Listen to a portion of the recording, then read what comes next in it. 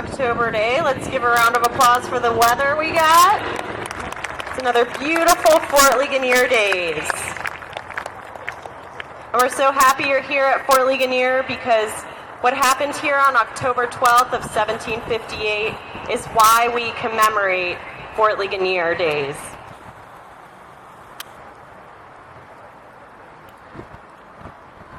Fort Ligonier was built in 1758 during the French and Indian War, which was a conflict between England, France, and their associated native allies in North America.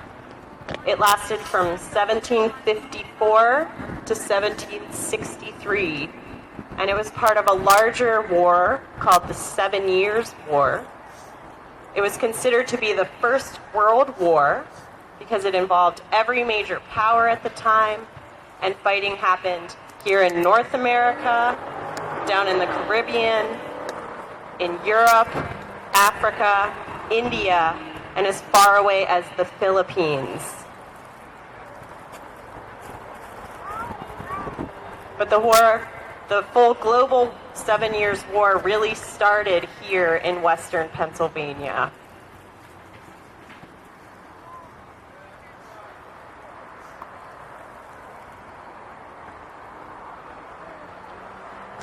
Now, because this is a demonstration, you won't be seeing the actual numbers that were in the battle on October 12th. Perhaps if we put some uniforms and gave you some muskets, we might get a little bit closer to the numbers. But at the time the fort was attacked, there were about 1,500 soldiers here at the fort, and they were attacked by about 600 French and their native allies. We also have a bit of a change in landscape. Behind you is Route 30, and that's actually where the Loyalhanna Creek used to flow, right below the cliffs that are on the side of the fort that form a natural defense, which is one of the reasons that this site was chosen to build Fort Ligonier.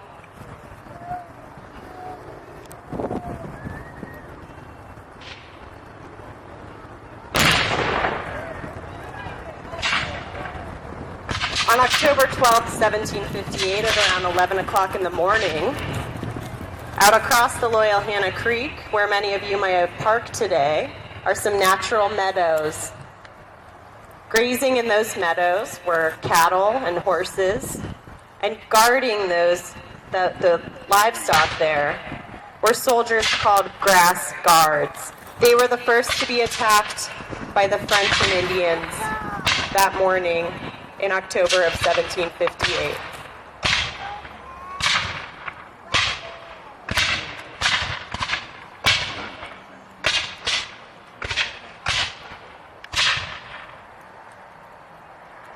Now, initially, James Bird, who was in charge of the fort on that day, and the fort was still under construction when they were attacked, he thought it might just be a small raiding party.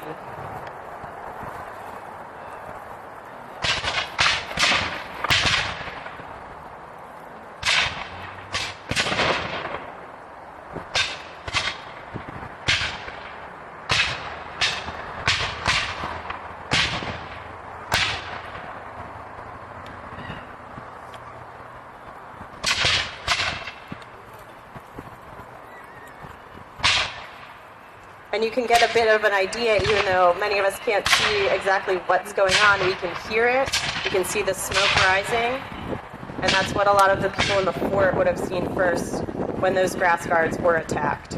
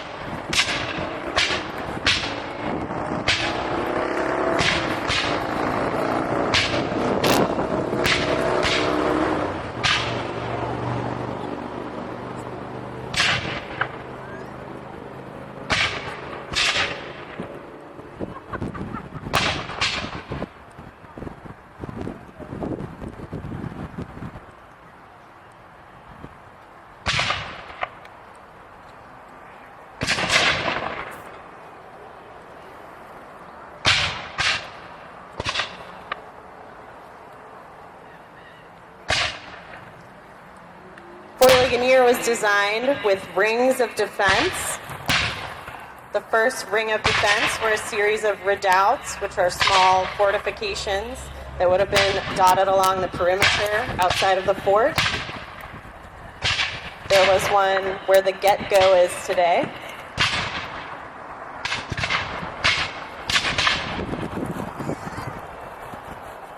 Here comes some reinforcements. Byrd was quick to send out some reinforcements as the fighting persisted after the grass guards were attacked. So he sent out a couple hundred reinforcements to try and repel the raid.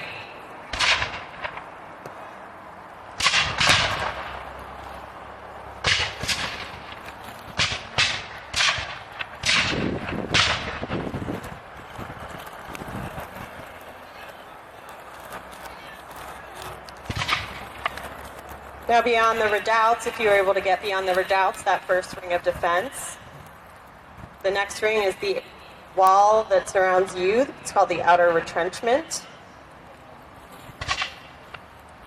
It has those spikes sticking out that are called phrasing, so that if you try to climb over the wall, it's a little bit difficult. And within the wall, there's a firing step so that soldiers that are defending the fort can step up, fire over the wall, and step back down out of the line of fire so that they could safely reload their muskets.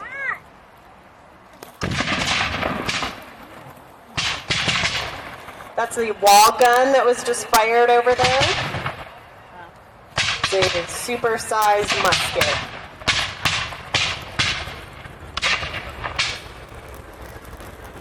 The reinforcements have been pushed back into the fort, just as the British and provincials were pushed back into the fort on October 12th of 1758. So they're now pushed back within the outer retrenchment. The final ring of defense is the inner fort behind me, and just behind me is the Fascine Battery that is loaded with artillery.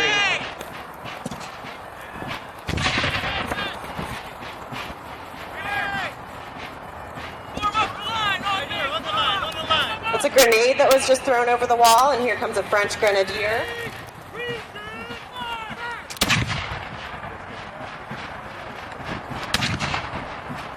He has breached the outer retrenchment and is now opening the gate for the rest of the French and their native allies.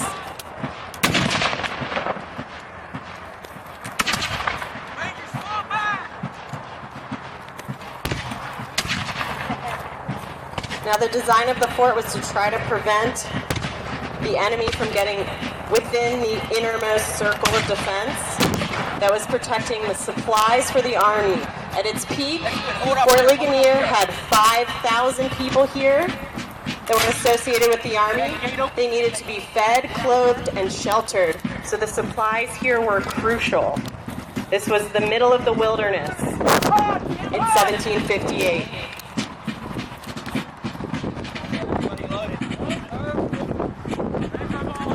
Let me know when you're ready. Ready.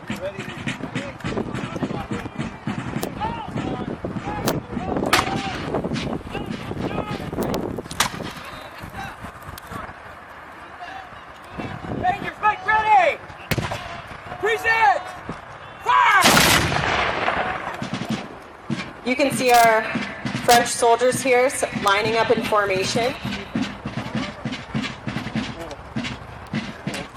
Now, it may seem silly to us today to line up in a big open field and fire at each other, but their tactics in the 18th century are dictated by their weapons. They're using smoothbore muskets, which aren't terribly accurate on their own. But when lined up and fired all at once in what is known to be a volley, you're more likely to hit your target. They can also be reloaded very rapidly, faster than a rifle that might be more accurate, but you're not going to be able to reload them as quickly. So their weapons are dictating their tactics.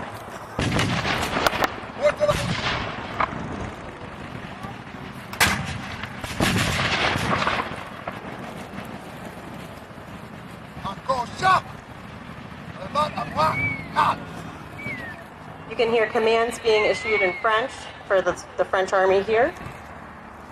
But in the heat of battle, you couldn't often yell over the musket fire. So you hear drums. The drums would tell the soldiers their movements, their actions, everything they needed to do in the heat of battle.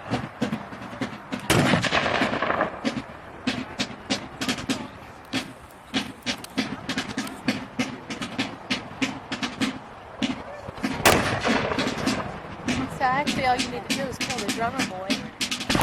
Let nobody know what to do.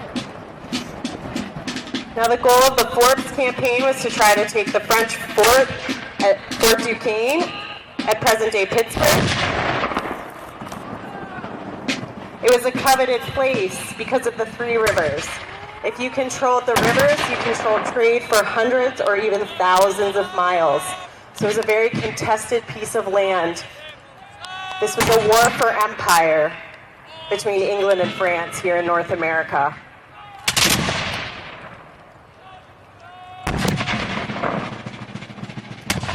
So the French that came to attack the fort here were coming from Fort Duquesne.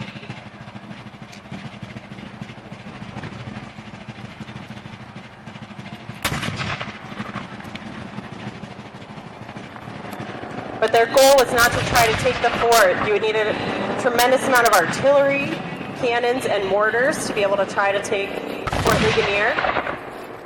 The goal of the French and the natives that attacked this fort on October 12th was to disrupt their supplies and try to slow the army down. Winter was fast approaching, and their goal was to try to prevent Forbes' army from going after Fort Duquesne until the following year.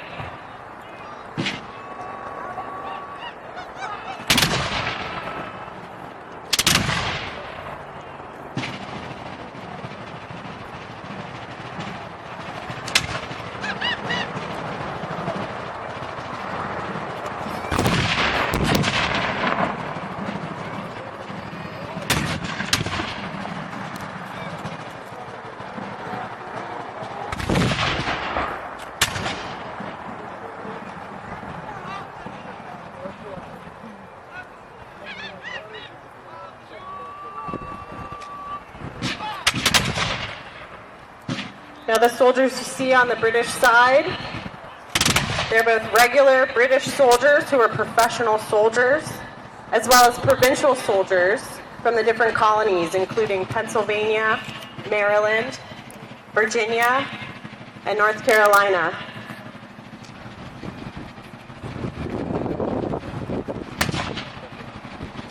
And not long after,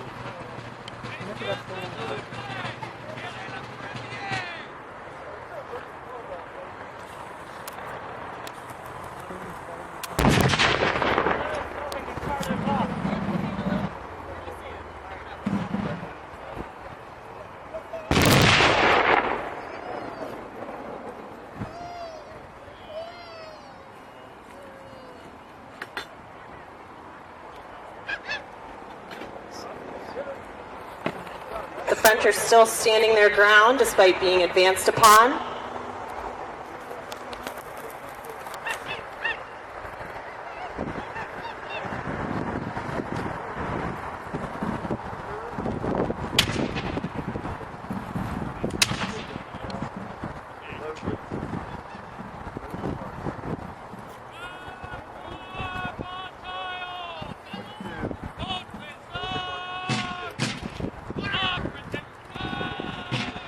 You can see the British forces affixing their bayonets.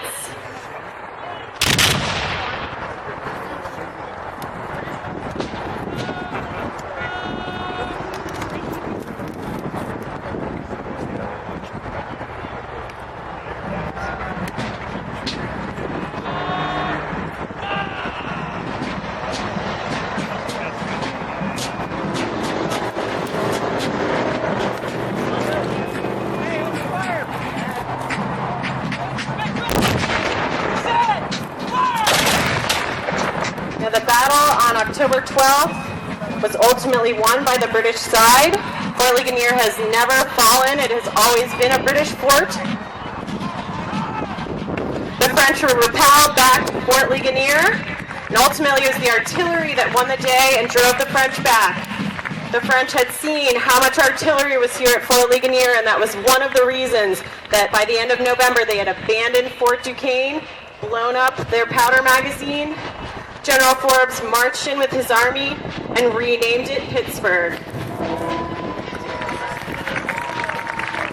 Let's give these wonderful folks a nice round of applause. They come from all over the country. They volunteer their time to be here. And they love to share their love of with you. Let's hear it for the artillery crew.